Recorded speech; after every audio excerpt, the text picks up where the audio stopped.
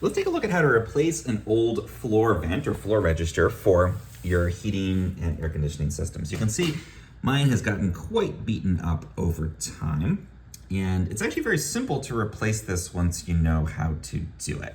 So typically these kinds of floor registers are flat, so you can't just replace it with any old register. It has to be a floor register or vent, but they usually just sit right inside of the opening. There may be some little screws and things that hold them in place, but typically not. So you can usually just lift it straight out. I've got a lot of stuff my kids have dropped in there, so it's a good time to remove that if you want to get rid of that kind of stuff. And then what you're going to do is measure the opening of the duct here.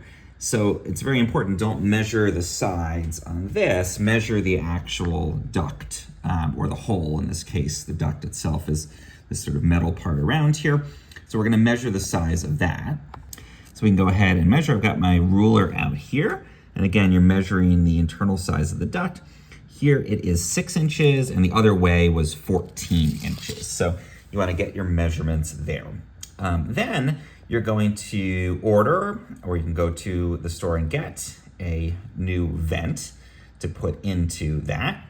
Another option, if you want to preserve what you've got, you can try to prime and then spray paint with an enamel the existing vent. Mine is pretty rusted out, so I just decided to replace it, but if you want to avoid having to do that, you certainly can spray paint one of these. It may get worn down over time. My kids walk on this one a lot, so I'm just going to remove the old one. And then I ordered a new 6x14 vent, which you can see over here. This is Pro Vents. And I'm gonna go ahead and open this up. I'm going to take the packaging off of it, and then this can literally, since I measured it properly, hopefully, just slot in to the existing space. So I might have to position it a little bit. Perfect, all right, I just had to push it around a little bit to get it to fully click in to that space. But now you can see it is seated properly. If you had some rust like I do around here, I'll just clean that up. And now we can open our new floor register, and that's looking a lot better than the one that was there before. So again, you can do things to rehabilitate an existing one, but in some cases it's much easier because there's really very little installation required to just pop in a new one. The most important thing is just to measure, because you might be surprised that the size is different than you expected, or if you measure the outside, you're gonna get the wrong dimensions. So you're measuring the duct itself.